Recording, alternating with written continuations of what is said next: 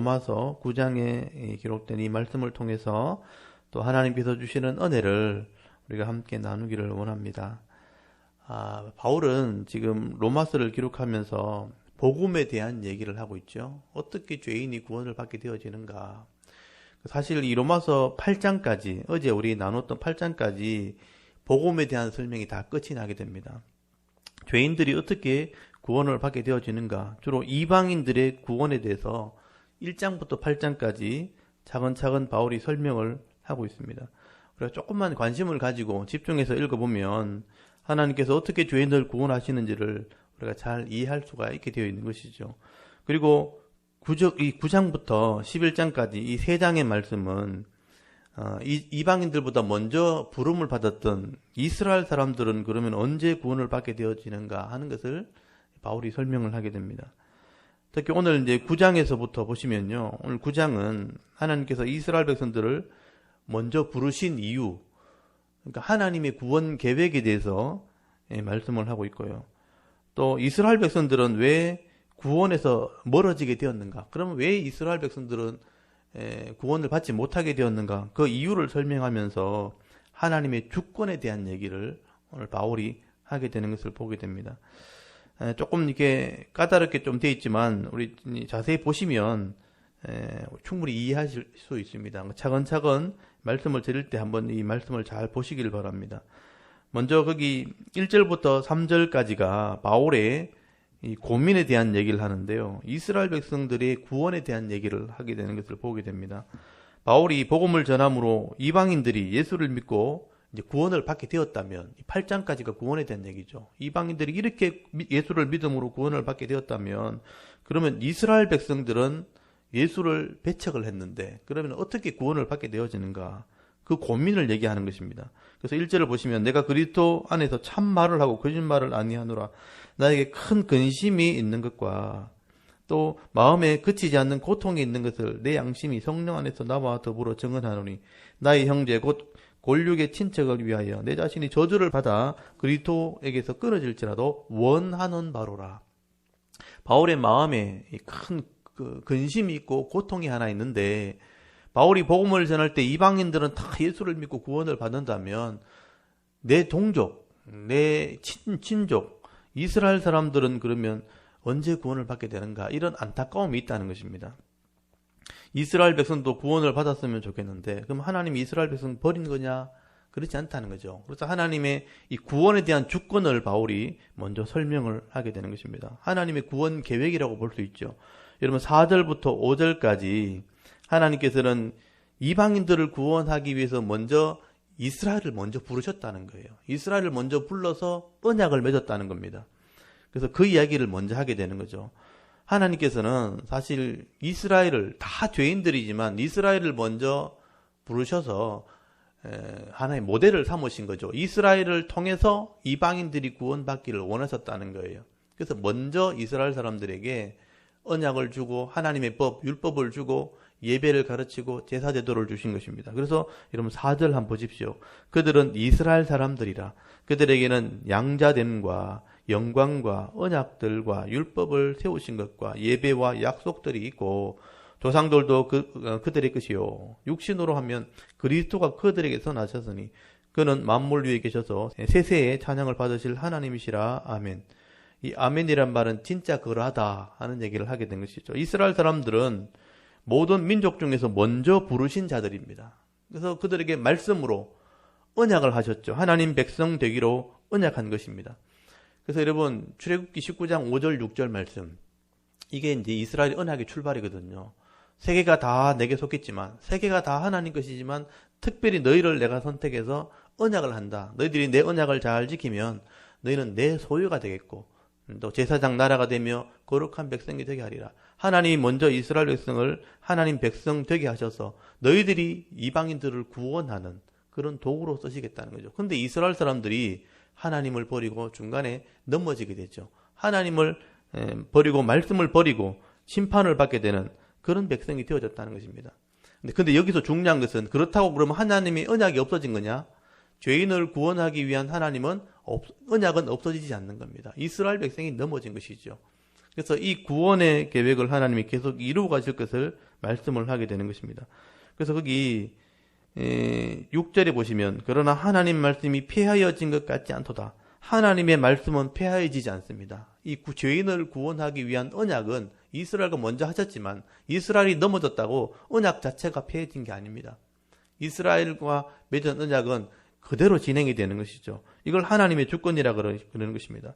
그래서 하나님께서 어떻게 구원의 계획을 세우셨는지를 아브라함부터 설명하죠. 사실은 아담부터인데 아담의 10대 손 셈의 10대 손 아브라함이거든요. 근데 아브라함부터 설명하는 게 이스라엘의 조상이기 때문에 그렇습니다. 그래서 아브라함을 통해서 어떻게 구원을 계획을 세우셨는지 하나님과 언약을 했다는 거죠. 하나님이 약속의 아들을 주어서 네 씨로 말미암아 하나님 자녀가 되게 하리라. 이 말은 아브라함의 후손을 통해서 결국 예수님을 얘기하는 것인데 모든 죄인을 구원할 계획을 세우셨다. 이게 하나님의 주권을 얘기하는 것입니다.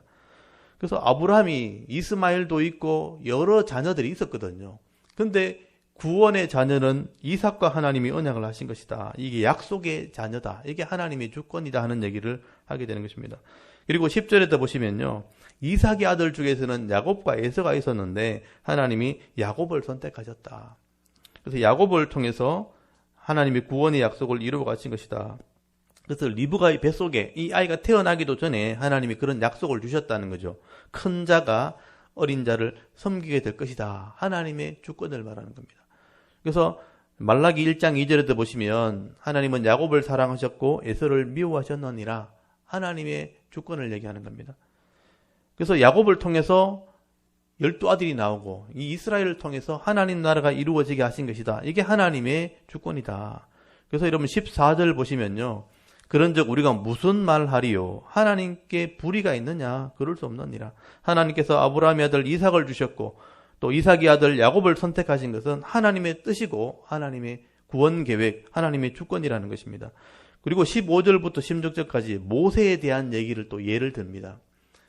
모세가 했던 말 중에 인용을 하면서 여러분 15절 한번 보십시오. 모세에게 이르시되 내가 긍휼히 여길 자를 긍휼히 여기고 불쌍히 여길 자를 불쌍히 여기리라 하셨으니 그런즉 원하는 자로 말미암음도 아니요 다른 박질하는 자로 말미암음도 아니요 오직 긍휼히 여기시는 하나님으로 말미암음이니라.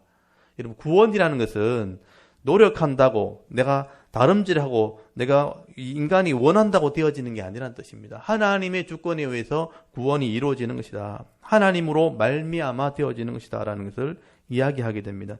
그리고 18절에도 보시면 바로의 이야기를 예를 듭니다. 18절에 보면 그런즉 하나님께서 하고자 하시는 자를 긍휼히 여기시고 하고자 하시는 자를 완악하게 하시느니라. 바로를 악하게 만들어서 이스라엘 백성을 구원하는 도구로 하나님 사용하셨다는 것이죠. 하시고자 하는 자에게는 은혜를 베풀고 긍휼을 베풀고 하시고자 하는 자에게는 완악하게 하시느니라. 하나님께서 이렇게 주권을 가지고 구원을 하신다. 이에 대해서 우리가 시비할 수 없다는 거예요. 죄인들 입장에서는 하나님의 구원에 대해서는 왜 이렇게 하냐 시비할 수 없다. 하나님의 주권에 대해서 주권으로 이루어지는 것이다. 그래서 이것을 확실히 하기 위해서 여러분 19절부터 21절까지 또 선지자의 말을 인용을 하게 됩니다. 호세아 선지자와 또 이사야 선지자 이 두 선지자의 말을 인용하면서 하나님의 주권을 설명하게 됩니다. 여러분 여기 19절 다시 보십시오. 혹 네가 내게 말하기를 그러면 하나님이 어찌하여 허물하시느냐 누가 그 뜻을 대적하느냐 하리니 이 사람아 네가 누구기에 감히 하나님께 반문하느냐 지음을 받은 물건이 지은 자에게 어찌 나를 이같이 만들었느냐 말하겠느냐 토기장이가 진흙 한 덩이로 하나는 귀 쓸 그릇을 하나는 천이 쓸 것을 만들 고난이 없느냐. 여기 토기장의 비유를 또 얘기하면서 하나님의 주권에 대해서는 우리가 말할 권한이 없다. 하나님이 주권적으로 죄인들을 구원하시는 것이다. 하나님의 뜻과 하나님의 계획에 따라 구원이 이루어지는 것이다. 여기에 대해서 사람들이 왜 그렇게 하시느냐 말할 것이 아니라는 것이죠. 그런데 중요한 것은 하나님께서 이렇게 먼저 택하시고 이스라엘 사람만 구원하는 것이 아니라 결국은 모든 사람을 구원하는 것이 하나님의 구원 계획이라는 것을 말하는 것이죠. 여러분 하나님의 주권을 먼저 이야기해놓고 구원은 하나님께 있다 해놓고 근데 이 구원이 이스라엘에게만 있는 게 아니고 모든 백성을 구원하는 것이 하나님의 구원 계획이다 하는 얘기를 하게 되는 것입니다. 그래서 여러분 22절부터 한번 보십시오. 여기 보시면 하나님의 구원 계획을 말하게 돼. 이 말이 조금 어려운데 잘 보시기 바랍니다. 22절에 보시면 만일 하나님이 그의 진노를 보이시고 그의 능력을 알게 하고자 하사 멸하기로 준비된 진노의 그릇을 오래 참으심으로 관용하시고, 여기 진노의 그릇은 심판하시는, 그 죄를 심판하시는 그릇을 말하는 거예요. 그런데 이 죄를 심판하시려고 하는 그릇, 이 죄가 다 심판을 해야 되지만 오래 참으시고 관용하시기로 했다는 거예요. 이게 이방인을 구원하겠다는 뜻입니다. 그리고 또한 영광 받으시기로 예비하신 바 긍휼의 그릇에 대하여, 이 불쌍히 여기는 그릇은 이스라엘을 얘기하는 겁니다. 긍휼의 그릇에 대하여 그의 영광의 풍성함을 알게 하고자 하셨을지라도 무슨 말하리요? 그 그릇은 우리니 곧 유대인 중에서뿐 아니라 이방인 중에서도 부르신 자니라. 여기 유대인뿐 아니고 이방인들도 부르시는 하나님의 그릇이다. 이 그릇은 우리라고 그렇게 표현되어 있죠. 그래서 진노의 그릇은 불신자, 죄인들을 심판하는 그릇이고, 긍휼의 그릇은 이스라엘을 불쌍히 여기는 그릇인데, 이 그릇은 다 우리를 구원하시는 그릇이다. 그렇게 설명을 하게 되는 것이죠. 그래서 하나님께서는 이스라엘만 구원하려고 언약한 게 아니고 모든 죄인들을 구원하려고 하나님이 언약하신 것이다. 이게 하나님의 구원 계획이다라는 것을 이야기하는 것입니다. 그래서 유대인뿐 아니라 이방인까지 다 포함해서 하나님은 구원할 계획을 가지고 계신다. 이게 모든 사람을 구원하시는 하나님의 마음이다. 그래서 이것을 설명하기 위해서 선지자의 말을 인용을 하게 되는 것입니다. 조금 전에 말씀드렸던 호세아의 글과 이사야의 글을 인용해서 이스라엘뿐 아니라 모든 이방인을 구원하신 것이 하나님의 계획이고 주권이다 하는 얘기를 하게 되는 것이죠. 여러분 25절 한번 보십시오. 호세아의 글을 먼저 인용을 합니다. 호세아의 글에도 이르기를 내가 내 백성이 아는 자를 내 백성이라, 사랑하지 않은 자를 사랑한 자라 부르리라. 이 호세아의 말씀을 인용한 건데, 이스라엘 백성들이 불순종했을 때 심판받은 얘기를 가지고 지금 비유로 설명하는 겁니다. 여기 내 백성 아닌 자, 이거는 로암미, 암미 이란 말이거든요. 내가 긍휼을 베푼다, 사랑하지 않는다, 루하마라, 또 루하마라 이런 말이거든요. 이거 호세아서를 알면 누가 이해할 수 있는 것입니다. 내 백성 아닌 자를 이제 내 백성 되게 하겠다. 내가 사랑하지 않는 자를 사랑하겠다. 이것은 이방인들을 구원하시는 하나님의 마음을 얘기하는 것입니다. 하나님께서는 내 백성 아닌 심판할 자를 내 백성 되게 하겠다. 또 사랑하지 않는 그 백성을 사랑하겠다. 죄인을 구원하겠다라고 호세아를 통해서 말씀하셨다는 것입니다. 그리고 27절부터 29절까지는 이사야의 말을 인용하는데, 이건 유대인의 구원을 얘기합니다. 그래서 여기 남은 자, 여기 씨를 남겨두셨다 하는 표현을 쓰게 되죠. 그래서 이스라엘 백성들이 불순종했지만 하나님이 내 씨, 남은 자를 남겨주셨다. 그들을 구원하겠다 하고 말씀하셨다는 것입니다. 그래서 하나님께서는 이 호세아의 말씀을 통해서 이방인도 구원하실 것이고 유대인도 구원하실 것을 이미 말씀하셨다. 그런데 중요한 것은 이 이방인들은 예수를 믿고 이제 구원을 받게 된 거죠. 바울의 설명처럼 우리가 죄인된 것을 깨닫고 예수를 믿음으로 구원을 받게 되었는데, 근데 이스라엘 백성들은 예수를 믿지 않은 거죠. 그래서 원래 율법을 주었고 율법을 통해서 예수를 믿어야 구원받도록 그렇게 하셨는데, 이 유대인들이요 예수를 버려버리고 율법만 붙들어 버린 거죠. 율법을 행함으로 구원한다고 자기들이 착각을 하게 된 것입니다. 그래서 이스라엘 백성도 하나님이 구원하시기로 계획하셨는데 그들이 구원에 대한 오해를 한 것이다. 그래서 예수를 믿고 구원 얻는 진리를 버리고 율법으로 행함으로 구원받으려고 했기 때문에 그들이 결국은 실족하게 된 것이다 하는 얘기를 하게 된 것입니다. 여러분 30절에 보시면 그런즉 우리가 무슨 말을 하리요? 의를 따르지 아니한 이방인들이 의를 얻었으니 곧 믿음에서 난 의요.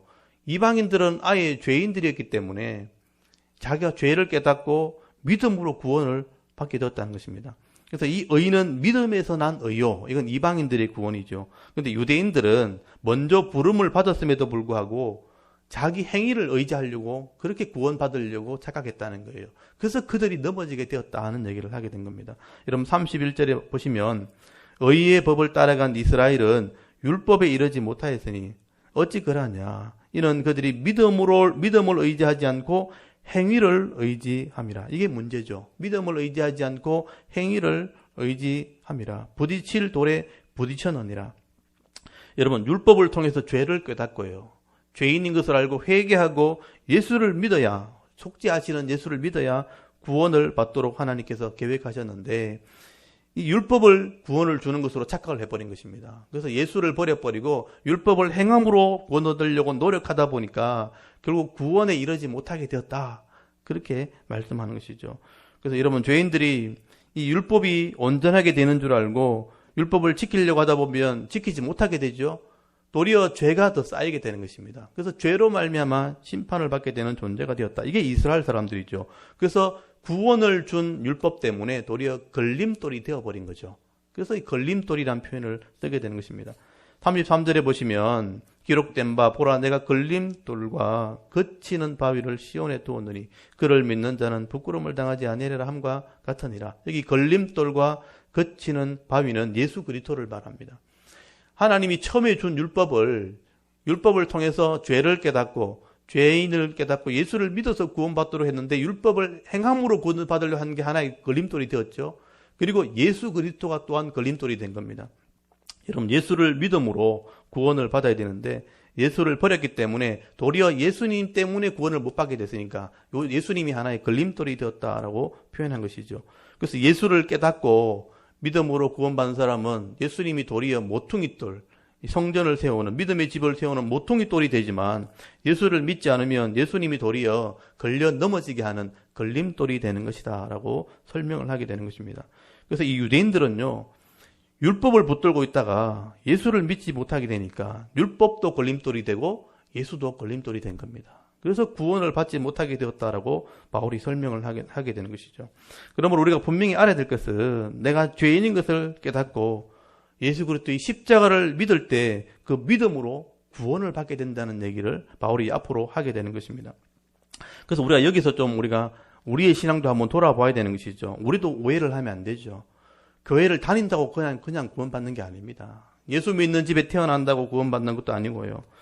내가 열심으로 노력한다고 구원을 받는 게 아닙니다. 봉사를 한다고, 헌금을 열심히 한다고, 그래서 구원이 받는 건 아니죠. 그게 유대인들의 믿음이라는 거예요.